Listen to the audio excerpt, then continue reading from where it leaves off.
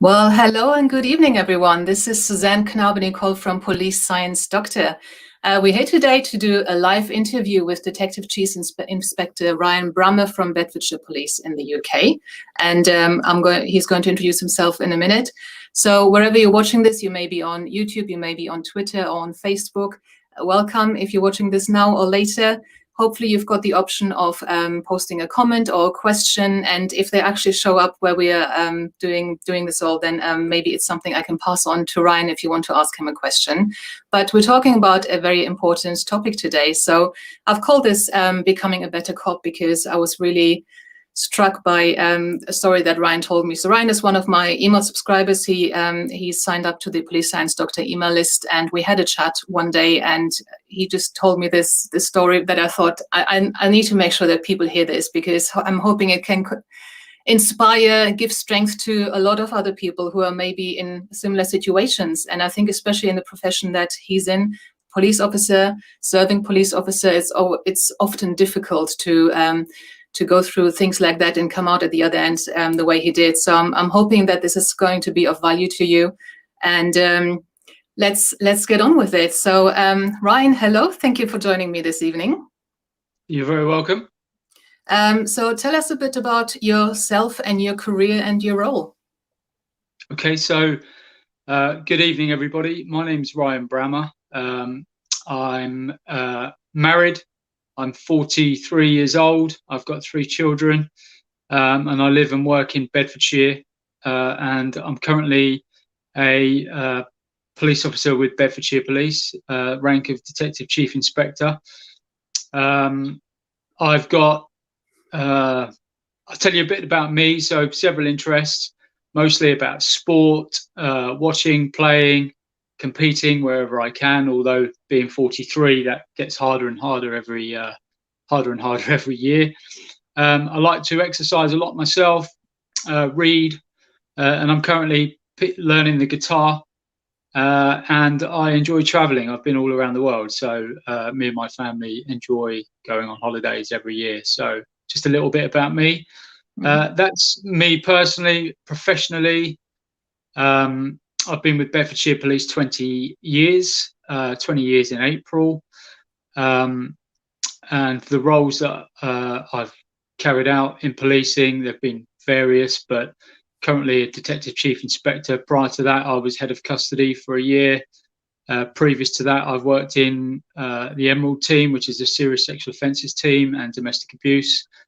And I've also worked in counter-terrorism for about 5 years as well. All pretty much a detective pathway throughout my career. And that's me in a nutshell. Mm-hmm. So that sounds like a very varied and very presentable career, but there was also a time where things weren't going so smoothly. Can you tell us a little bit about that, please, and what happened there? Yeah, certainly. So I think it was around end of 2018, 2019. And I probably should give this a backdrop, really. So I think policing in general has been a challenging environment to work ever since around 2011. We know that significant budget cuts have been made throughout policing. We know that austerity has had a massive impact on the level of resourcing that sits within policing. So the demands in policing have grown, complexity around investigations, how we disclose information, vulnerability, they've all added different dimensions to policing. And as a consequence, I think it's created more demand and more pressure on people. And, we've also lost a lot of police officers, experienced police officers in the last 9 or 10 years, because they've chose different pathways, because I think they've suffered with some challenges themselves. So, and I think every police officer at every rank has faced some challenges, not just me, but also some of my colleagues. And for me, I worked in a particularly demanding area a couple of years back. And during this time, I felt like I didn't have much support from colleagues. I had to overcome some very difficult complexities in the team that I was managing. I think there was about 130 people I was managing at the time. There was lots of issues, people problems, and really I began to feel, if you like, the challenges, some of the problems that I was experiencing, that I was facing. So, and those problems kind of made me feel like I couldn't really tackle them as a police officer. Not one, because I was looking for promotion, so I had to aspire to the next rank in policing, but also as a leader, as a middle manager in the police. I had to show a degree of professionalism, resilience, and for people to look up to. And I think the best way I could describe it was I was smiling on the outside, but I was definitely crying on the inside. And I probably didn't have the confidence to ask for help. I did, to my own disadvantage, also take on too much responsibility at the time when I was in this job. And I think all of those things created this perfect storm environment where, it led to me having some physical challenges, but also some serious anxiety. And that was probably about 2 or 3 years ago. I think one of the things that was really interesting in there was that you said you were in a leadership role. You had about 130 team members to manage, and maybe that was one of the things that the status that you had, that was maybe one of the things that held you back from asking for help. So because you said you wanted to be someone that people looked up to, did you think that? What did you think their reactions would have been if they knew that you were struggling? What did you feel at the time about that? I think there was two schools of thoughts at the time for me. There was one which was that personal level of professionalism, something that, their pride exists in you as an individual. You've worked in policing for a number of years, many years, and it's not right. This can't be happening to me. I've never experienced this before. In 17 years in policing, I've dealt with some real complex crimes, some real horrific things in policing, and I've overcome all of those things. But here I am in this management role, and I'm really struggling to find a happy, healthy balance. So there was that side of me, but then the second side of me was I can't allow people to see weakness in me, because if I allow people to see weakness and that vulnerability in me, I think I would lose more control over the team support, the team dynamics. So it just wasn't an option for me. So you were keeping up appearances on the outside, partly because of your role, but do you think there's also something specifically about the policing culture that maybe is a little bit prohibitive of saying that actually there's something that I need to deal with? I think policing has changed. I think it's come a long way. I feel a lot more confident now in policing, with people being able to ask for help. I think there is still a stigma attached to mental health. I think it will be a generational thing where once the stigma goes around it, that people may feel that courage, that confidence to come forward, to speak about it more openly. But I think there's some key things that are missing here, and I think it's really that recognition from that first line manager, that support network around you for those individuals. Because a proper leader, I look back at my experience and think to myself, if I had somebody that I could turn to, somebody that I had that trust and confidence in, somebody that I could engage with, then perhaps that would have changed the journey for me. And I think that was missing for me, and I think that's what the focus needs to be for all leaders across the organisation, particularly in policing, public services, frontline services, in fact, any job where it involves high levels of stress, demand, resourcing challenges, funding issues. We've got to look at taking care of our staff and recognising those signs and symptoms. And I think policing has got better at it. I still think it has. I still think it has a long way to go of making those improvements, but it starts with people. Do you think were there any points in time where you believe that there were some missed opportunities where in hindsight somebody maybe should have noticed something, somebody maybe should have said something to you? Yeah, I do. So when I reflect back and I'll tell you the journey, my journey to recovery, I look back and I think, there were support issues that I wasn't receiving. I think when I look back with a clear mind, there were some problem-solving things that I could have done on my own. I think, again, coming out the other end, looking back at, perhaps negative thoughts and feelings, looking and reviewing at your own management style, all those things tend to be those kind of individual things that I think add up and cause the issues that people suffer with. And certainly that was my experience. And I think if you had that initial support from a line manager, and if there was more indoctrine training around this area, then perhaps we'll reduce more cases or similar cases to the ones that I experienced. So tell me a bit about the point then at which everything ground to a halt for you. Yeah, so there was, I think for me, there was a moment where I was at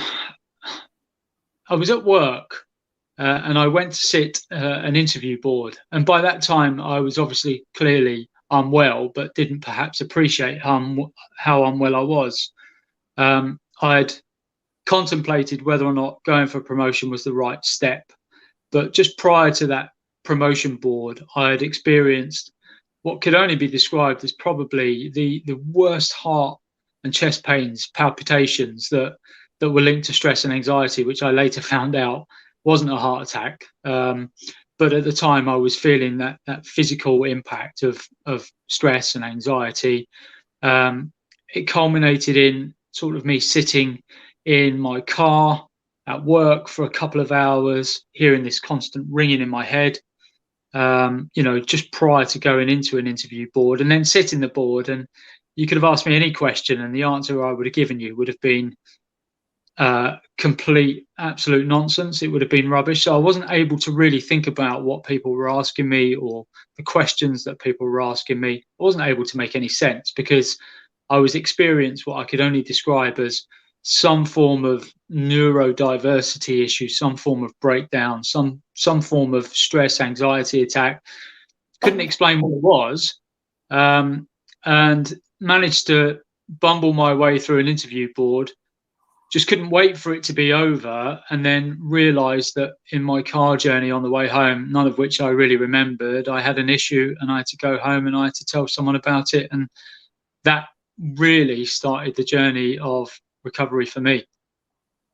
So tell me about that journey. What was that journey like? It was very difficult because I was in uncharted territories for quite a long period of time. The first one really was having time off work in 20 years so far. The most amount of time I've ever had off was this period. It was a 3-month period away from the organisation. Prior to that, I think I'd had a near perfect sickness record most of my career, just maybe with the odd day where I was injured playing sports.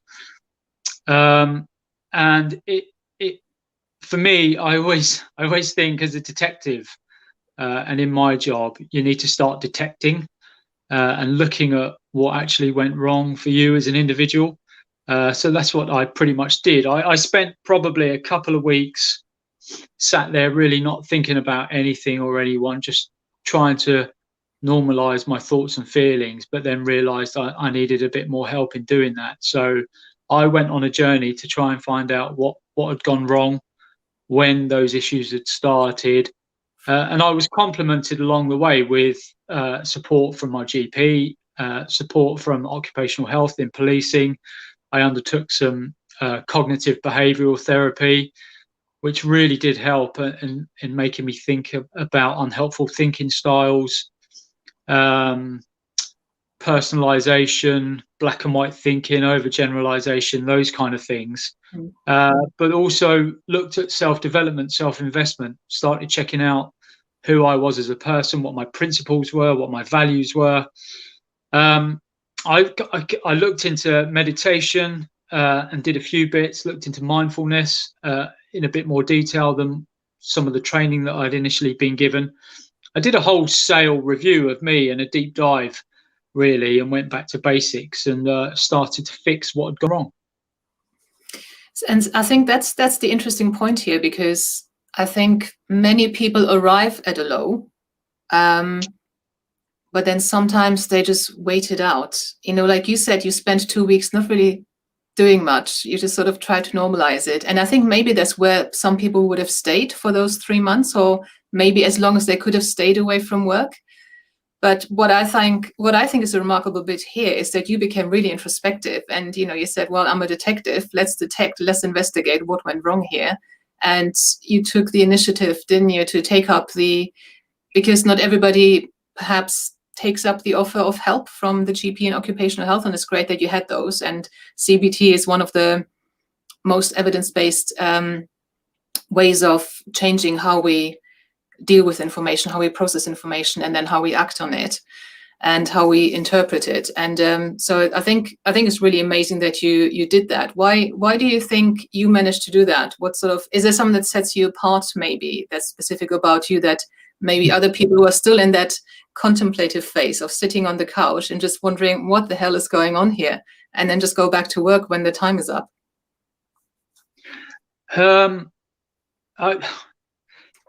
I think I'm quite reflective as a person, so I had to find out why I felt the way I had felt, and there were some personal bits of responsibility in there that I needed to look at as well, which was being a bit of a yes man, saying yes to everybody, being a bit of a people pleaser as well. I recognise those traits, being quite agreeable as well, which I think is a combination with all those things I've mentioned as being a bit of a perfect storm to how you feel. So for me, it was a combination of all those things, really. There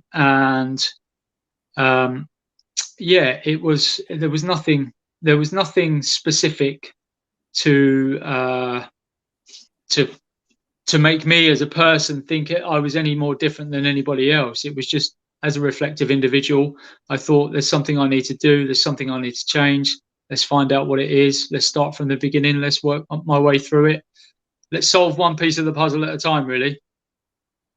And did you do that mainly on your own, or did you do that along with maybe your cognitive behavioral therapist or some other coach or counselor? It wasn't really a straightforward journey. It wasn't like stage 1 is this, stage 2 is this, stage 3 is this. It was a combination of all of those things. It was a combination of, let's look back at how you feel, why you feel that way. Let's look at your principles and your values. Let's revisit your thoughts and feelings again. Let's undertake some cognitive behavioral therapy. Let's get some support from your GP. Let's speak to friends and family. Let's look at what you do at home to relax, pick up hobbies, take all of those things. Let's have a look at the impact exercise has on you. Let's look at what your work style is like. Let's have a look at what you've done wrong in the past and how you can maybe put that right. Let's have a look at all of those things and keep revisiting them. And the most important thing is to keep revisiting them when you're well and when you feel well, just to make sure, just to give yourself that temperature check and make sure that you feel okay, and that maybe you're in a better place to recognize some of those challenges. So when you say, let's do this, let's do that, was it yourself talking to you, or was that your therapist taking you through this process?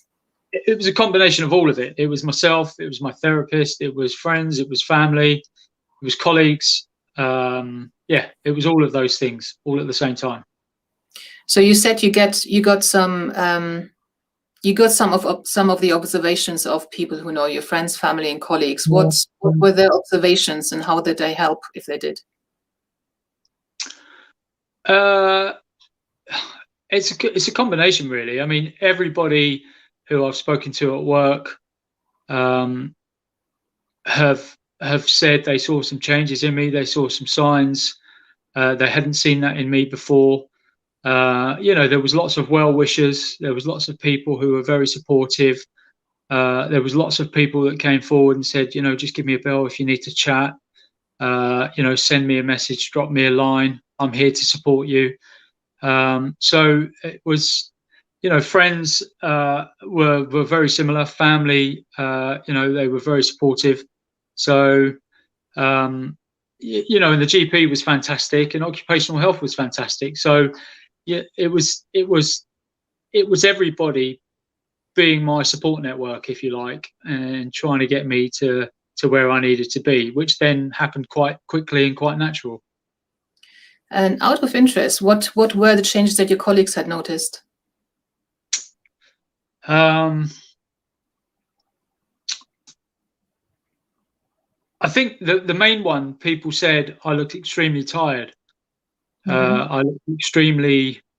I looked battle weary, I think, were the comments that people had made. There was lots of questions that people were asking of me all the time. Are you okay? Do you need help? Is there anything wrong with you? But of course, if you've never experienced what I experienced or what other people have experienced, then you perhaps may not know that you're experiencing it. So you may just say, yeah, I'm fine, which is the majority of the time. I was fine, because I thought I was fine until I wasn't. But it's also a reflex answer, isn't it? Yeah. I think especially in British culture, it almost seems like part of a greeting rather than a question. And literally, you're right. And I remember, everyone can tell from my accent, I'm not British. My accent is German. I came here right after my A-levels and went to university, and I was baffled that people kept asking me if I was okay. And and I was thinking, why? Do I look not okay? And it was just, you're right. But to me, I took it literally. I was wondering, why do they keep asking? Do they think something's wrong with me? But it is literally a greeting, in a sense, and you just literally answer it with, yeah, you're right. And it doesn't really mean that much, does it? Yeah, I think you can become very passive when you're in this. When you're feeling like this, you can become very, non-confrontational. Just agree with things. I think you become more agreeable than perhaps what you are before, because you just want people to go away. Mm-hmm. Yeah, to deflect. So, so you said that actually once that process started, it was quite quick and natural. What did you mean by that? I just started to join the dots. I recognised quite quickly that there was nothing to be afraid of. There was no fear. I had moments of realization where I could see where I'd gone wrong at work, where I could see what some of the problems were. A big part of that were those unhelpful thinking styles. Being quite negative at times as well. Well, most of the time. So taking some of the challenges that policing was facing and sort of making them personal as well. It's all my responsibility. Why that's failing. That over there is failing because of me, but it's not failing because of me. It's failing because there's a bigger problem in policing at the moment, and it's not just your responsibility, Ryan, to try and fix it. So. And recognizing that some of those things I had control over, and have control over now, but at the time probably didn't realize that I had control over. Because let's face it, even when you're fit and well and fighting fit and happy and you've got a great team around you, policing is difficult. There's so many challenges in policing. It's complex. You can have some really difficult days, really challenging days, deal with awful crimes to victims.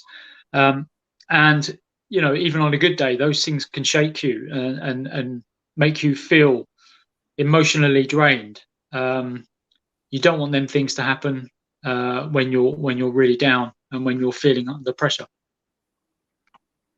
So out of the several things you did, can you sort of pinpoint one that maybe was a game changer, or was it really the combination of activities and processes you put yourself through? I don't think there was one specific game changer. Let's just think about that. I think positive mindset was one. Identifying what had gone wrong was the other. Getting that support network around you and that awareness. I think about understanding more about your principles and values as who you are as a person, those unhelpful thinking styles. I think it was a combination of all of those things. So what I would say to anybody experiencing this right now or in the future, or maybe think they're experiencing this or in the future, there is no real one method that suits all. Some people may find talking to family and friends helps. Some people may find physical exercise helps. But I think if you are experiencing it, it's already gone a step too far. You haven't recognized that you are experiencing it. So what you probably need to do is go and revisit some of your thinking styles. Why do you feel the way you feel? Because we all know that cognitive behavioral therapy looks at how you feel and how you think about things is then how you then go on to act and how you then go on to portray yourself. And I think if you're portraying yourself in a very down and you're depressed or you're upset or you're angry or you're anxious, you've already kind of gone through that journey. So it's about recognizing how you got there. What are the things that are making you upset or uncomfortable about how you think and feel? Then what happened when, with all those new processes and internal workings in place for you, then tell me about when you went back to work. Yeah, so I had one person really to thank at work who was a rock for me. He was very supportive. He was my line manager, new line manager at the time. Gave me the space, gave me the confidence, gave me the support. Really couldn't really thank the support that he gave me enough to continue on that journey whilst I was at work. So I had quite a quick introduction back into the workplace and recovered quite quickly. And so that individual, really did make the difference. And what then happened was I changed my style, I changed my approach. I just became a lot more of a confident person. Conflict didn't really bother me because I knew how to think about it and manage it. Demand, it's always going to be busy in policing, so let's just accept that and move forward. Let's always take things in that positive mindset, that positive approach, because what you see is signs of this kind of behaviour from people all across the organisation at times because of how difficult the job is. It was a significant change. I then did a lot of work around self-development, self-investment. I looked at never conflicting or compromising on my principles and values, which I'd done before in the past. So if I thought something should be done a certain way, I'm sticking to it, even if it and what you do will not make me change my values and thoughts about things, but let's talk about it and we'll come up with a compromise if we need to. When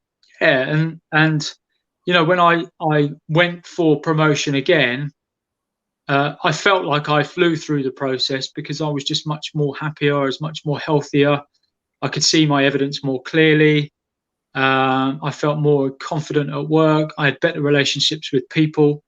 I couldn't, and I put that down to all those things I've already previously discussed, plus the support I had from a line manager of mine.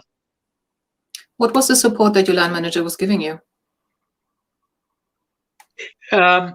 Just the confidence.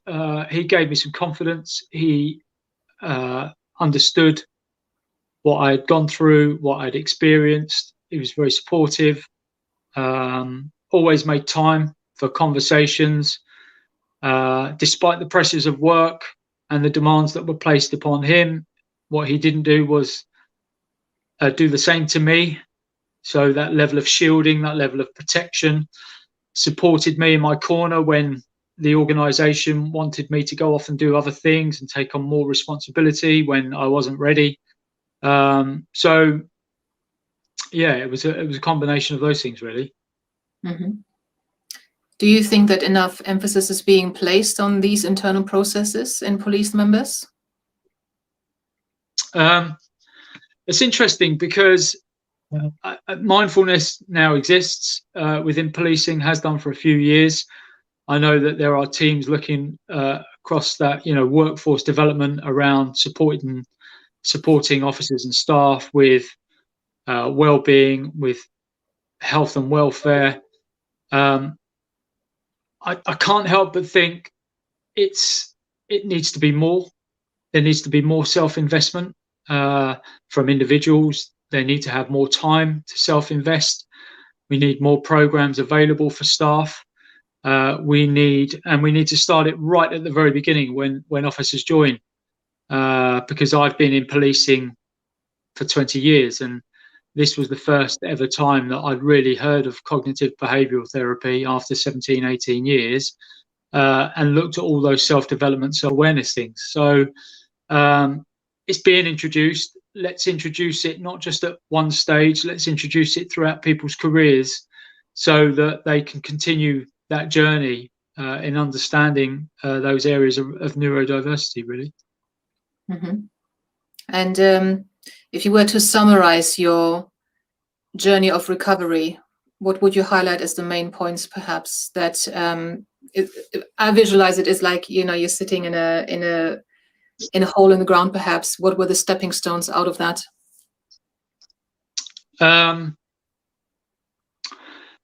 So I suppose the key points for me, looking back now, is self-awareness. Get that support personally and professionally, or professionally and personally. So, get the support first and foremost from the organisation, because that's the environment you're in, and we must look after our people. And we've got good leaders across the organisation, so let's make sure that as good leaders we know our staff, we take the time to invest in our staff. Personally, get the support of your friends and your family around you, because I think that makes a massive difference. The biggest one for me is lose your unhelpful thinking styles, because they exist in all of us. We just don't know they do until we explore it, and stay positive, really. If you had a magic wand and you could wave it to make one change in policing, what would it be? I think we've already discussed this. I think through that investment, cognitive behavioural therapy very early on in people's careers, to understand their thinking, their feeling, how it impacts on them, their decisions, and how it can make them feel stressed and anxious. I think that continuous training around mindfulness, and that investment in welfare of officers and staff throughout policing, really. We all know that prevention is better than the cure. So let's get in early. Let's do that self-investment. Let's with our staff. Let's make sure that they get that support and it's continued throughout their career, not just in the early stages, not just in the middle, not just at the end, but constantly. Mm-hmm. And now, to bring this to a close, if let's imagine you're speaking directly to some officers who are listening, who are maybe struggling, maybe thinking, like you, I've got people looking up to me. I can't look vulnerable. I can't look weak. Maybe I'm okay. Let's see. What would you say to officers who are sort of undecided about how to proceed now? It's an interesting one, because it's going to be really difficult for those officers to maybe recognize they're feeling this way, or they almost have to give in to the fact that they are feeling vulnerable, they have got some issues. But I would say, if you are experiencing this and you're watching this, or you subsequently watch it later on, take this away with you. You will bounce back. You will become stronger as a direct result. Try to understand yourself, where it went wrong, and do some of that digging. Invest some time in yourself. Once you feel better to understand your principles and your values and where they are, and really and truthfully, I would say, don't compromise those for anybody. And rely on your friends and family. They're there for you. They're there to support you. But if anyone is struggling, then there is help and support available to them through wellbeing champions at work, in policing. There's the backup buddy scheme. There's things all over the internet in police forces around it. But really and truthfully, those are the things for me. You will bounce back. Understand yourself, where it went wrong, and invest some time in yourself and your own principles and values. And as soon as you recognize that you're feeling that way because that's the way you're thinking, then do some work around your thinking styles, because you'll start to feel better straight away. DCI Ryan Brammer, thank you very much for your time today. I hope that this really struck a chord with some people, and congratulations on the recovery and coming out much better than you went in. Thank you very much, Susanna. I really appreciate it, and best of luck. Thank you.